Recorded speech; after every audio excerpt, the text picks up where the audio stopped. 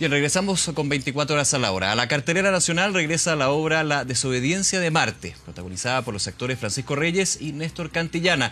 Una historia que profundiza en la relación de los dos importantes astrónomos a nivel internacional. Para conversar de este y otros temas, estamos con el actor Francisco Reyes. Francisco, gracias por acompañarnos, bienvenido. Hola. Como en tu casa, así que no hay ningún problema en llegar. Bienvenido. Gracias, muchas gracias, agradecido. Oye, en lo que fue el Teatro Amil, de hecho, estuvo la obra La desobediencia de Marte y se reestrena con muy buenas críticas. Cuéntanos un poco para quienes nos ven a esta hora de qué se trata. Son dos astrónomos, pero que también juegan con esta típica relación de mentor-discípulo y hasta padre-hijo. Exactamente, es una obra de Juan Villoro, que es un mexicano contemporáneo. Esta obra la escribió hace unos 20 años atrás, cuando estaba viviendo en Alemania. Y habla básicamente de la historia de Tycho Brahe y Johannes Kepler, dos astrónomos, uno danés y el otro alemán, del 1600. Es un hecho histórico, ese encuentro, esa colaboración. Tycho Brahe, que lo hago yo, es más viejo, Kepler lo hace Néstor Cantillana. Y hay una relación ahí, ¿no es cierto?, de dependencia de todos los conocimientos. El viejo conocía el firmamento a simple vista, era magnífico porque lo descubrió y logró descifrar mucho de los planetas y de sus órbitas solamente a ojo pelado, como decimos nosotros. Solamente mirando. Solamente mirando.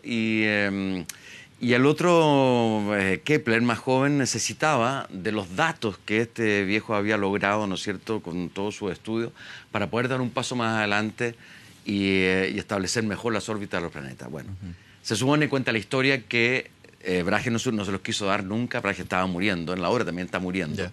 Y no se los quiso dar nunca porque sabía que Kepler iba a pasar a la historia, ¿no es cierto?, porque iba a dar un paso más adelante que él. Y iba a ser olvidado de alguna manera. Claro, iba a ser olvidado, y la obra tiene que ver eso con el legado que es algo muy intrínseco al ser humano, ¿cierto? El padre legarle al hijo, no sé, el sabio legar su conocimiento. En la política se habla del legado. Legar, ¿no es cierto? ¿Para qué decir?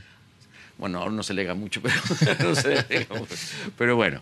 Entonces, esa es como la estructura básica de la obra, que es muy entretenida. Los dos personajes salen a escena, están borrachos como Cuba, cuando parten, ¿no es cierto?, hablando de astronomía, qué sé yo, pero se hace muy fácil de seguir porque está escrita de tal modo que el espectador enganche perfectamente. Claro, no es una obra meramente científica. No, no es un ladrillazo. No es un ladrillazo para que uno piense que va a estar, pero claro. Parte de dos científicos, pero finalmente una relación muy humana, lo que tú dices. Lógico, porque luego, al poco andar, se devela, ¿no es cierto?, que son estos dos actores que están ensayando esta obra y que tienen una relación filial ahí que está por descubrirse. Hay una sorpresa ahí. Hay una sorpresa. Entonces, es entretenido porque el autor maneja esos planos dramáticos, digamos, ¿no es cierto? Está en el histórico, con estos dos personajes históricos, luego se mete con los dos actores que están en la escena, que uno es una estrella de televisión y el otro un chico que hace teatro experimental y que detesta a los de la tele, etcétera, etcétera. Se mete en esos planos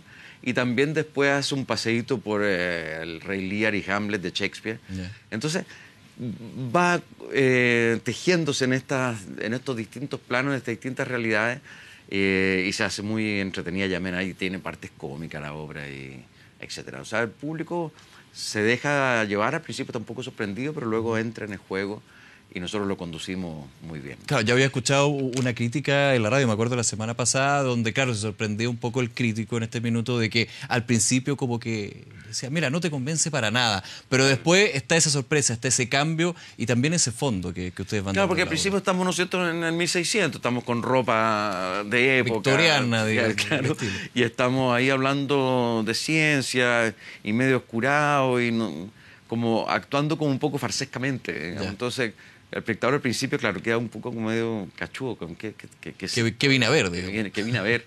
Pero al poco andar ya se empiezan a producir los otros planos y ahí se van entendiendo los códigos de la obra.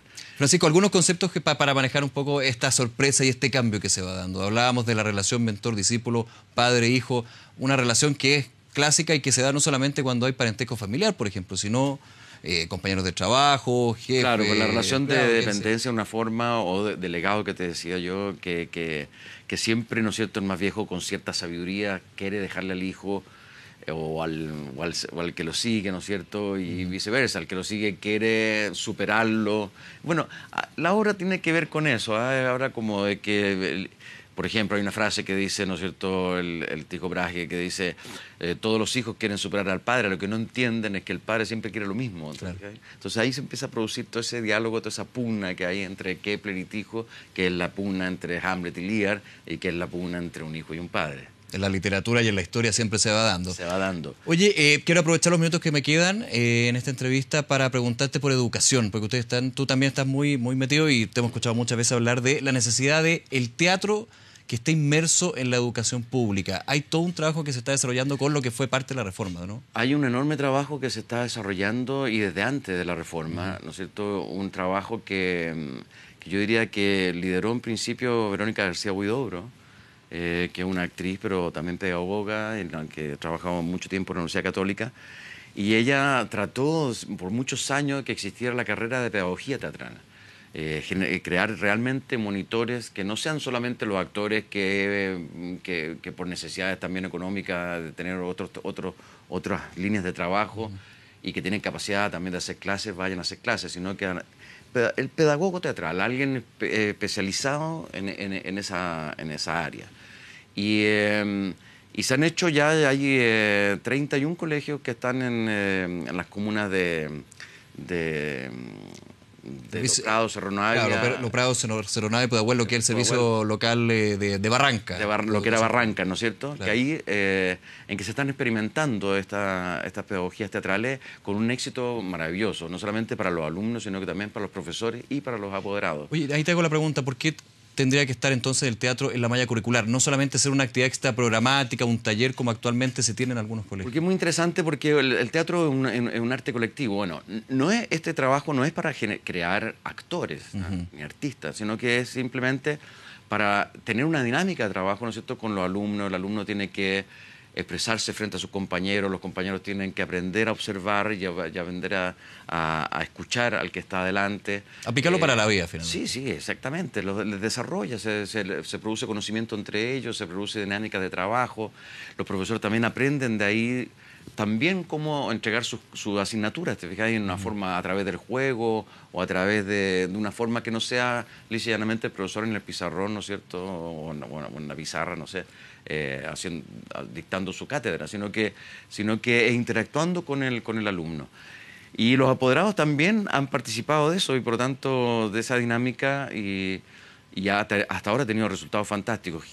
Genera un alumno, un chico mucho más abierto, necesariamente empieza a conocerse mejor a sí mismo, un chico tímido que sale a un escenario y tú le das la oportunidad de salir, porque generalmente en los colegios cuando uno es tímido, a mí me pasaba, porque yo era muy tímido cuando era cabro chico en el colegio, ligeramente no te pescan, no existen nomás. De alguna manera te van dejando a un lado, Claro, y tú te vas quedando y van a un lado. figurando, ¿no es cierto?, los que son más parlanchinos, los que tienen más rapidez mental o lo que sea.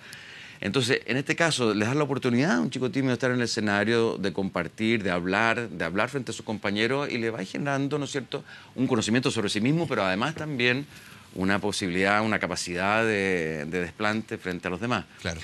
Ahora, esa es una experiencia que nosotros fuimos al Congreso ya hace, no sé, un par de años atrás, ¿no es cierto?, como para pedirle a los parlamentarios que apoyaran esta ley, ¿no es cierto?, de que el teatro estuviera como asignatura en la curricular, digamos, dentro de los colegios, de las básicas, y fue una votación unánime en favor de legislar sobre, positivamente. Falta entonces todo el desarrollo para Falta el desarrollo, pero todavía los procesos son lentos, todos conocemos esa lentitud de los procesos. Sí, pero bueno, hay obviamente pero ya hay experiencia, los beneficios que están. Los parlamentarios también pueden visitar y conocer en directo y podrán sacar sus conclusiones. Ojalá que así sea, pues hay un trabajo interesante que se puede hacer ahí. Oye, esta obra que... Para ir cerrando, que nos quedan unos segundos. Sí, que es la desobediencia de Marte, la damos solo los viernes y sábados en la Sala Finisterre, que está ahí en Avenida Pocuro con Avenida Pedro Valdivia. Tiene estacionamiento, está perfecto para que la gente llegue, no es fácil, no es difícil de llegar, a las 21 horas. Perfecto. Y luego terminamos el 28 de este mes y luego empezamos con regiones. Vamos a estar en Concepción con 2 fechas, en Temuco con otra fecha, en Arica me han dicho que también con otra fecha, así que ya espero que vayamos recorriendo el país como tanto nos gusta. Sí, pues, esa es la idea. El teatro tiene que estar en todas partes también. Y eso es lo que pide la gente de regiones. Francisco Reyes, nuevamente, muchísimas gracias por acompañarnos. Gracias a ustedes. Que esté muy bien, cuídate. Nos vemos.